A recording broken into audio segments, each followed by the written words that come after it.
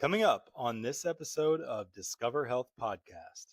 Your performance will be based on how much recovery you bring into your life. Self-care practices are not just something nice to do, they're non-negotiable. If you want to perform at high levels, you have to bring in recovery. What I mean by recovery is to start to understand what your nervous system is needing. Welcome to the Discover Health Podcast, where we explore the power of gut health, nutrition, and lifestyle to help you feel your best every day. I'm Dr. Josh Sharp, your guide on this journey to better digestion, more energy, and overall well-being. Ready to start discovering? Let's hit the trail.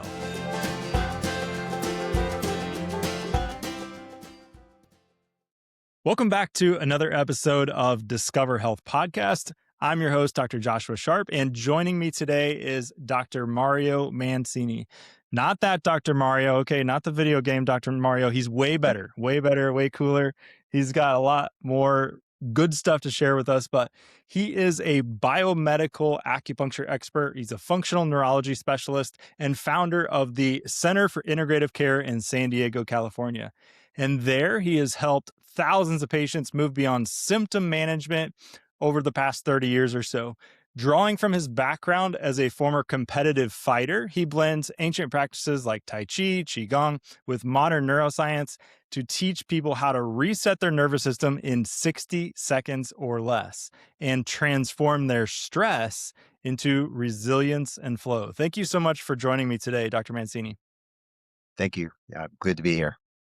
Good to be here. So I know that your background is in fighting, but before we get into that, what was it that originally led you into acupuncture and functional neurology? Like, how did you get into that? A lot of people don't realize that Chinese martial arts and Chinese medicine, they're closely intertwined.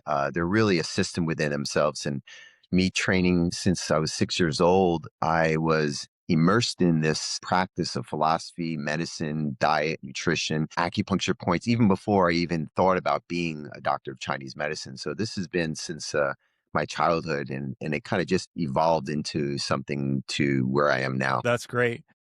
So it seems like it was something that you almost kind of grew up in, and just your mindset kind of flowed around these ideas. So before we get too far into the topic, can you help us understand what is biomedical acupuncture versus traditional acupuncture? Is there a difference between the two? Yes, there is. The Chinese have used the modality of acupuncture for thousands of years, and now with the new understanding of the mechanisms of how it works through science, through the research, biomedical acupuncture really just brings these ancient technology into today's platform of medicine so that it can be communicated and languaged in a way that every specialist sees it as a modality to support what they're doing. So there's no ancient jargon. It's straight physiology, because the mechanisms, once you insert a needle in, I can explain to you there are things that happen that optimize health, growth, restoration, repair, and it's straight physiology. And that's what biomedical acupuncture is all about. That's great. That makes a lot of sense.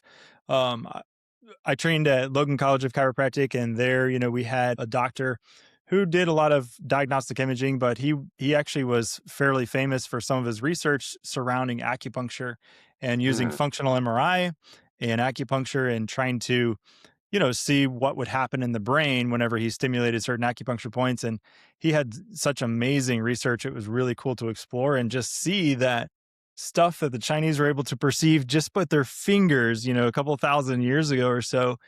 We can now see that they were right. They were right on what it impacted in the brain and what it also impacted in the body. And so I love that those practices, they're ancient, but they're not outdated. They're still great. They're still so useful. And I'm sure you've seen some really powerful results.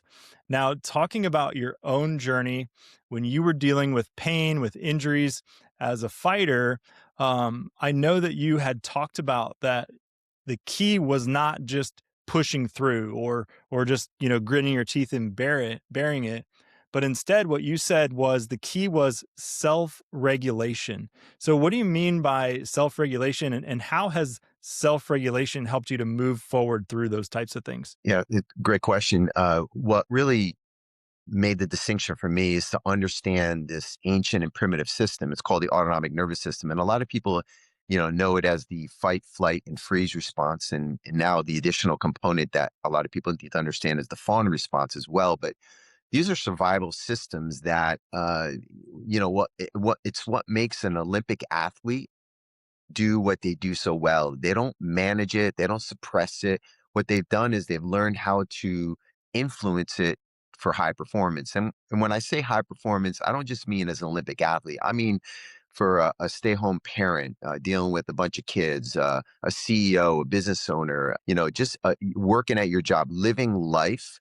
We are imprinted with the system. We are born with it. This is our system that if the more you learn how to use it, the more effective you are. And once I started to realize that in combat and in life, I realized that everyone needs to understand this better. So one of the key elements for us is we don't just get people out of pain, chronic pain. That's mostly what we see.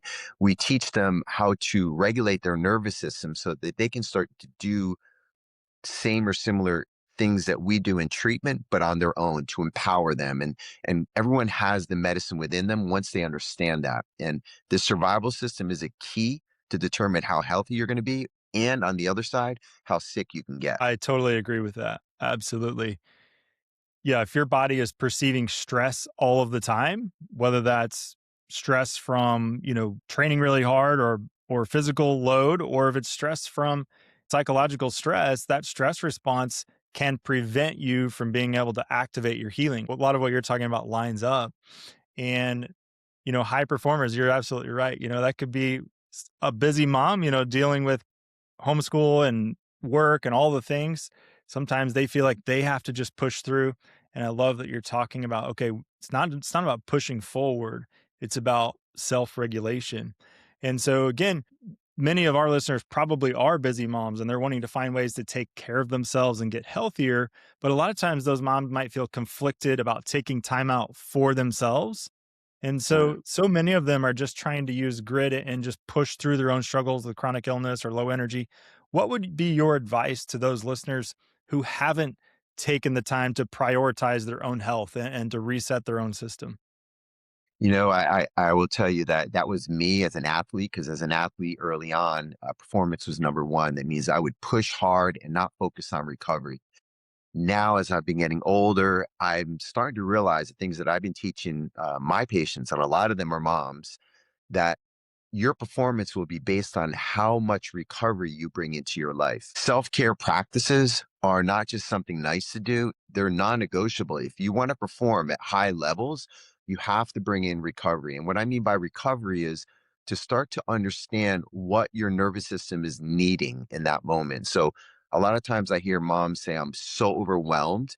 Well, overwhelmed is an expression, a nervous system expression of the system becoming overloaded. And if we don't find ways to discharge and ground the nervous system, it's no different than an electrical circuit board taking in too much power. What happens? The circuit breaker shuts down. So the goal really is to understand is if the body is overwhelmed, moms, we need to integrate practices that will help that person not only get by, but more importantly, how do they perform as a mom at their best? And that's what they want to do. They don't just want to get out of stress. Honestly, if you just take enough medication, you'll be out of stress. You won't feel a thing. You'll be laying on the couch. You won't be able to function, right? But that's not what life's about. And that's why patients come to see us, because they want to learn how to move through life at a high level, not just getting by. I love that. Not just getting by. And I also love that you said it's a non-negotiable. And Non-negotiable. you pointed out really wisely how you perform tomorrow is directly related to the rest and your recovery the day before. And so it's so important if you've got a busy day tomorrow, if you've got to keep going, then you've got to take time to recover. It's a non-negotiable. That just makes total sense. I think that when it comes to acupuncture, so many people out there might see it as just a, a pain relief modality or a symptom management modality, something like that. But in your opinion, how do you see acupuncture fitting into the health paradigm? When your drainage system backs up, your body cannot eliminate waste effectively, and that leaves you vulnerable to chronic inflammation and illness. Bowel Mover supports healthy elimination at the colon, keeping your drainage funnel flowing. Find it at discoverhealth.gethealthy.store. High quality supplements for real healing. And don't forget to use code FIRST10 for 10% off your first order. Well, acupuncture is an extremely effective modality just strictly for pain, but we go far beyond that with our patients because ultimately there's so much more that we can do. So once you understand the biomedical side of it, the mechanisms, we use it as a tool to self-regulate the patient. So most patients that come into our center, they're in either chronic pain or chronic dysregulation due to that stuck stress response. The system is just constantly activated, overactivated. What acupuncture does, and I'm going to say an overarching, there's many mechanisms, but the overarching mechanism is it interrupts these maladaptive patterns that are self-sustaining. That means it's like a smoke alarm that keeps beeping. So when patients come in, what we're doing is we're basically pattern interrupters. We're interrupting a pattern. And once we interrupt that pattern, the body's innate intelligence kicks in. We don't need to tell the body to heal. We just have to give it space to heal. And what acupuncture does is it scratches that record. It interrupts the pattern. And once we do that over and over, depending on how imprinted their condition is, the person, the patient, the moms, they start to have a glimpse of what it feels like to be in a deep state of calm, relaxation, grounding. And what we do is we teach them this is the moment that I want you to capture. So for my patients, before they get off the table, I'd say take a moment. I want you to capture this experience so that you cue your nervous system on where to go. It becomes like a North Star in a sense. And then I teach my patients regulation practices and I reference that state that they're in post treatment to go back to because now they're starting to learn what it feels like. When you start doing that throughout your day, so we're talking about creating rituals, or I like to call them buoys for my patients. When you start integrating these practices in your day, and by the way, simple practices, we're not talking about taking a lot of time out because the last thing we want to do is give someone more to do when they're stressed. So what you do is you look at someone's life, and this is what we do, myself and my doctors. We look at their life and we create what are called small stakes practices. What does that mean? It means whatever they're doing, we're just going to overlay a practice into what they're already doing. And a lot of them relate to breath. And the cool thing is you breathe anyway, so you don't have to take time out to do it. You just have to do it differently. And when you keep breaking that pattern over and over, what happens is these folks start to feel a shift, not just from treatment, but something that they can start doing on their own. And when you start being able to do it on your own, you have a strong sense of internal authority and then you own your health. And that's my goal for our patients. I love that. And as you wisely pointed out, breathing is something you probably ought to be doing anyway. And if you're not, start breathing right now. Okay, go ahead and take a breath. It's fine. Take a breath. So, if you would, could you walk us through maybe an example of one of these practices that you're talking about? I know that so many of them you talk about take 60 seconds or less. Could you Mhm. walk us through one of these kind of reset techniques that you're talking about? Sure, absolutely. So, one of the most simple ones, and we'll use breath as one example. What folks don't understand is that you have the control button with your breath to the nervous system. And one of the key elements, as you know, Doc, is the vagal brake. That means understanding that when you slow down your exhale, simply that, slow down your exhale, you start to downshift the nervous system out of that fight or flight response, that feeling of uneasiness, anxiety, the inability to be still, both body and mind. When you slow down your exhales, literally slowing it down, you start shifting the nervous system into what we call a parasympathetic state or a ventral state. And when you do that enough times in the day, you scratch that record enough times throughout the day. And I'm dating myself records. I don't know if a lot of people remember what those are.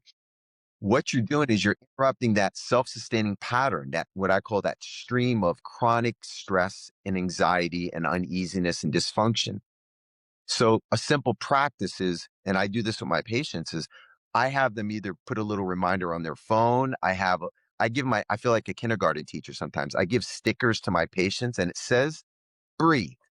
And I have them all over for me too, because I practice it too. I put it on my rearview mirror, on my phone, on my tablet, on my bathroom mirror, and on my computer in the corner right there.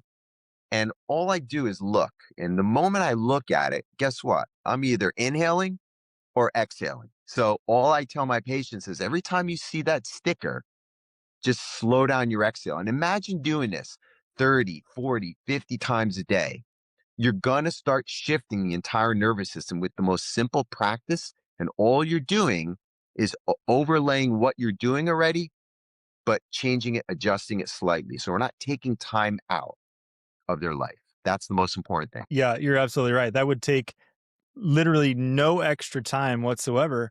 And None. just like your stress response, if you're encountering stress during the day, guess what? You're exercising your stress response. You're training your body to go into that stressed out state.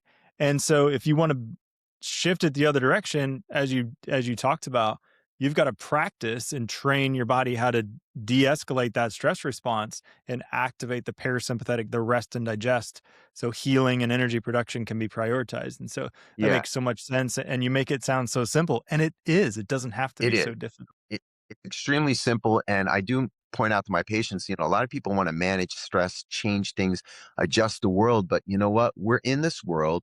So the goal is, how can I better handle the world? How can I improve my, what it's called, resilience, my ability to prepare for, adapt to, and recover from stress, adversity, challenge? I mean, it's out there. So we can either change the world and move to Fiji, but the problem is we're going to take us with us, so we're going to end up with the same. So the goal really is how do I best handle my life? How do I best handle the world? So the tools are going to help these people improve their capacity to move through what they're already dealing with. Well said. I can move to Fiji, but I'm going to take myself there. I'm going to take my stress with me to Fiji. That makes so much sense. And I think there are just so many people out there. They think, well, if I could just, you know, change this location, this geographical location, my life would be better. Yeah, But it's like, take those eh. people out. Yeah, get Yeah. those people.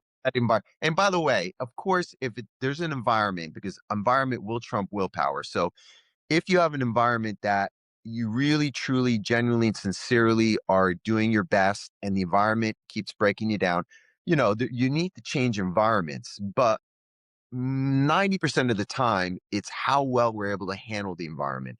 And I do want to point out one thing. If your environment is that intense, if you got a bunch of kids running all over the place, and it's almost like it becomes so overwhelming, you can't fire them because of your kids, right? The key thing here is you got to create what I call sacred spaces. You got to have what I call airplane mode time. And I have about 3 to 4 hours every morning. I'm up really early and I have my ritual. My ritual is my time. That means I block the world out. And what that does is it fills my tank, it fills my resilience so that when I step into the world or in the ring of my life, my platform, I'm able to best handle it. And that's the goal, is how do I best handle what I'm doing by being the best I can be? Yeah, that's amazing advice. I talk about also creating a safe zone or a safe place where your body can feel at rest and at peace. Hmm. And, we've talked through taking steps to make that space as peaceful and as comforting as you possibly can. And so I love that advice. And I think it's a game changer. It's a simple step, but just that small little step can make all the difference in so many different areas of life and so many different health conditions. Now, when it comes to acupuncture, this is a question I think that a lot of people might have. Um, are the needles necessary? Do we have to go around poking people with the needles? Are they necessary? It depends on the response you want to get. You can apply, and we teach this to people all the time, acupressure techniques. And acupressure techniques will activate the same pathways, but the big difference, and this is a big one, is when you don't break through the skin, you don't activate a very strong restorative signal. And that's what we're doing with acupuncture. So the locations that we're needling plays a huge part because those are areas of high influence, and that's a whole topic by itself, which we could dive into. But really, what it is when we break through the skin, we are interrupting very strong patterns in the nervous system. So when someone's in a chronic pain pattern or a chronic stress pattern, y- and you insert the needle in, what you're doing is you're overriding that primitive response with a very, very heightened primitive response, which is the blood coagulation system. And this system is more important than any system of the body because if you didn't have this system, your body would bleed out. Now, the key thing here to understand is that we treat patients on Coumadin, warfarin, Plavix, blood thinners, and there's no difference between them and other patients because the needles are hair thin. But we're still turning on this heightened state. So the whole body, I'm going to say homeland security of the body, is going number one priority. We have just been attacked. And when we do that, what we're doing is we're creating a very controlled stimulus, right? And when we do that, we know exactly what we are going to get when we needle, depending on the location and the intention. It can be correlated to where the fireman puts out a fire with a fire, right? A controlled fire. So you have a clinician that understands what to contain and it activates the body's own innate intelligence to handle the problem because there's nothing in the needle. A lot of times people need to understand the needle is so thin that you can't put anything in the needle. So if there's a change that occurs and there's nothing in the needle, then where is the change coming from? In the body.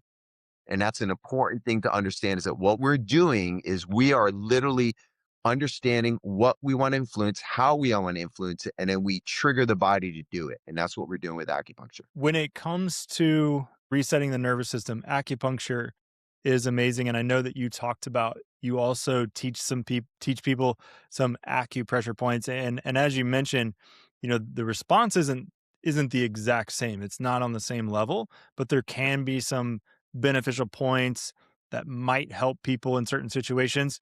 Can you give us an example of one of those points, or maybe is there a point that might be helpful to listeners, some common everyday issues that might be helpful that would give them an example of how the system might work?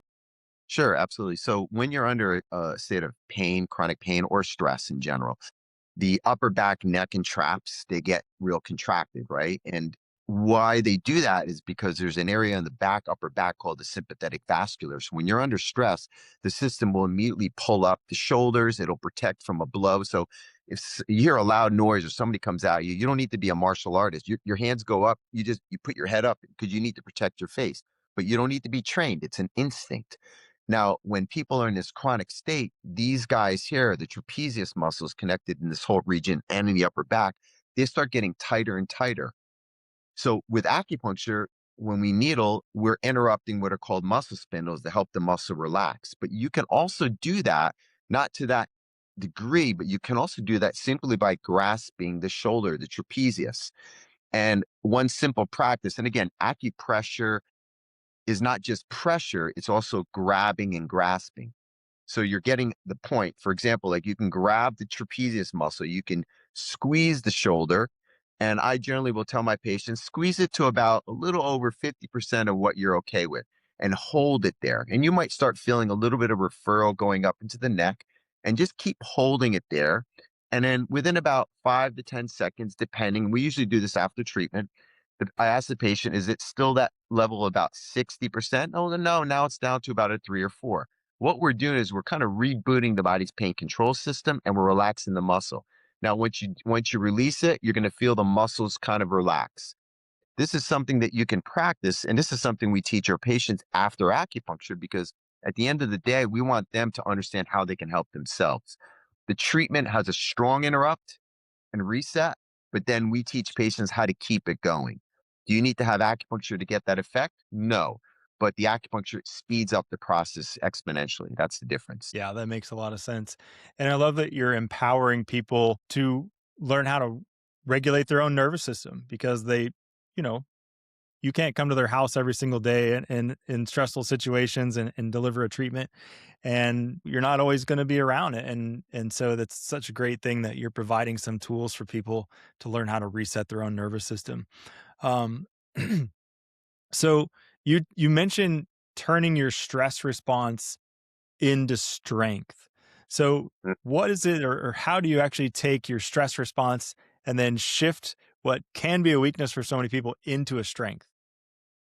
Doc, that is a golden question. And I can tell you that is one of the things that really will make the distinction between people that are high performers and people that are not.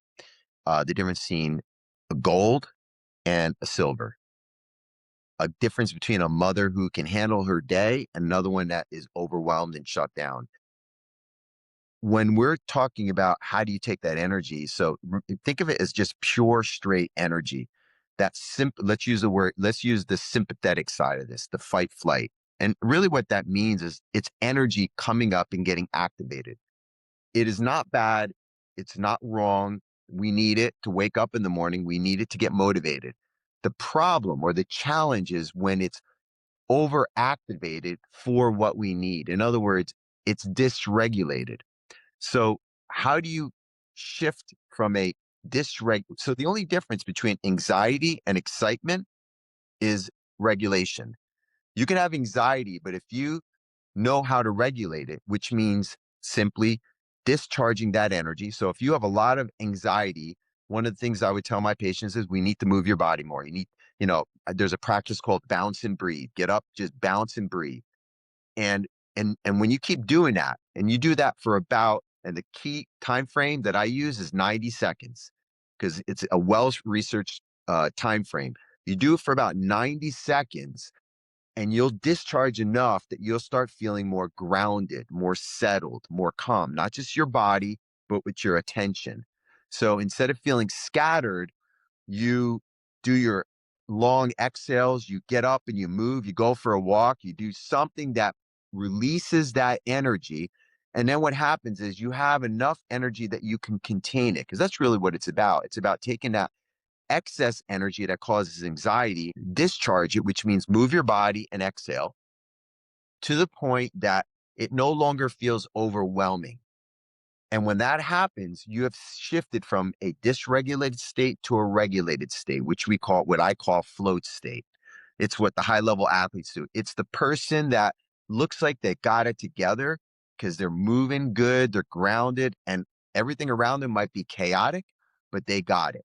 That doesn't mean they're not feeling that energy. They've just learned how to concentrate it and direct it toward an outcome. It's a trainable skill. Regulation and resilience is not you have it or you don't. You can train it just like you train strength and coordination and balance, but you have to practice it. You can't just hope. You can't just do it one time. You got to make it a practice. Yeah, that makes so much sense. Making it a practice, training your body, activating the response you want, and instead of just it reacting, you've got to train it to do what you want it to do, just like you would with, a pet or something like that.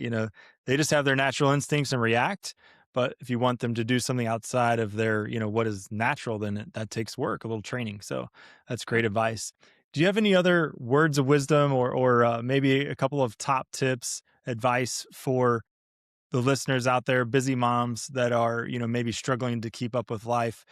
We talked about the breathing, we talked about, bounce and breathe type of exercise, and you gave us such a great technique to do to try to, lessen that stress response and reduce the tone there. Any other words of advice or any other tidbits that you could share with our listeners? Yeah, absolutely. There's quite a few, but I want to just concentrate into the most effective that I have found. It's really about looking at your day, and I would say starting your day the night before and even writing out like just, what are the top 3 or 4 things they got to get done. So when you start to create context and you start framing what you're going to do, what you're not going to do, you start to get what I call dual awareness or awareness upon awareness, which simply means you don't get stuck in the state as much because you're watching yourself. So what does that mean? That means if you can just plug in, you look at your day and you go, you know what, I'm going to be in the car this time, and this time.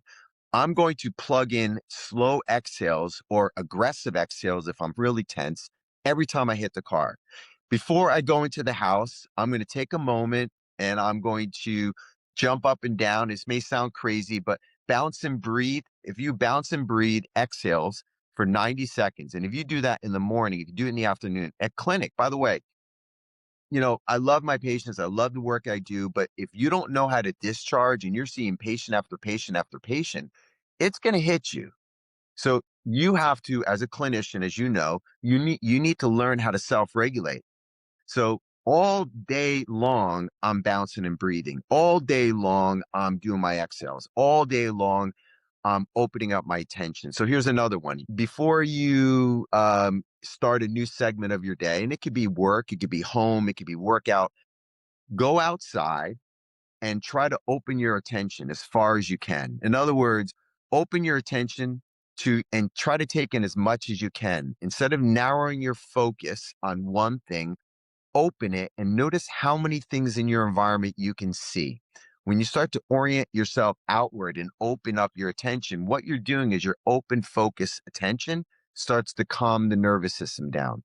So when you're going for a walk, which I highly recommend in the morning with sunlight, if you can, if you're in that sunlight part of the country, what you do is you open your attention. So you're walking throughout the morning. If you take a walk in the middle of the day, if you walk afternoon, if you walk in the evening, try to bring your awareness to the environment. And as you do that, what'll happen is your nervous system will start calming down because the challenge is people might go for a walk, but they're still in their head. They're still stuck in their head.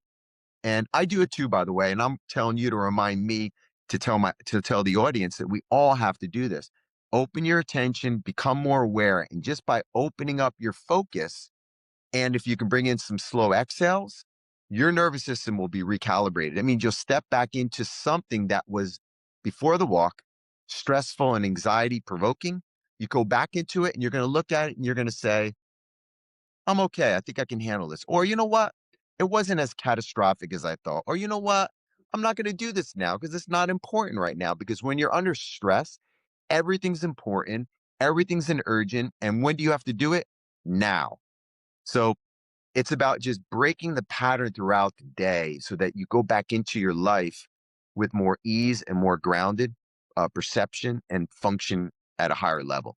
That's the basic general idea that I give my patients. I love that. That's powerful advice. And I think so often we're distracted, we're listening to something, we're watching something, we can't just walk. We've got to walk and, or we've got to eat and, or, and so that's such great advice to pay attention to your surroundings and just be aware, allow your senses to experience things. And that alone is going to have a calming effect on your nervous system.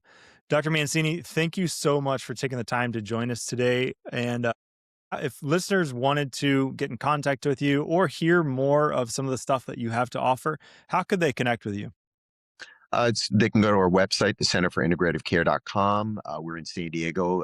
We have an on Instagram or on Facebook. You can pull me up. I do a lot of teaching, brief videos, and I'm out there in the community teaching. I think the number one thing is to empower people, to educate them, and give them tools. And the cool thing is, well, I'm not giving them the tools. I'm making them aware of the tools they already have. And once you become aware of it, it is pretty powerful. 100% agree. I'll put links to Dr. Mancini's website and his Instagram right below this episode. If you're listening on audio, it's going to be in the podcast description right below this episode. If you're watching on YouTube, it's going to be in the description right below this video.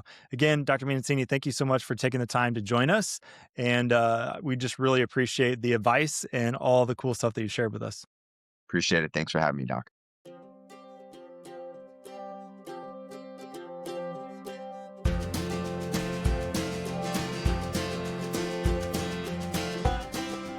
Thanks for tuning in to the Discover Health podcast.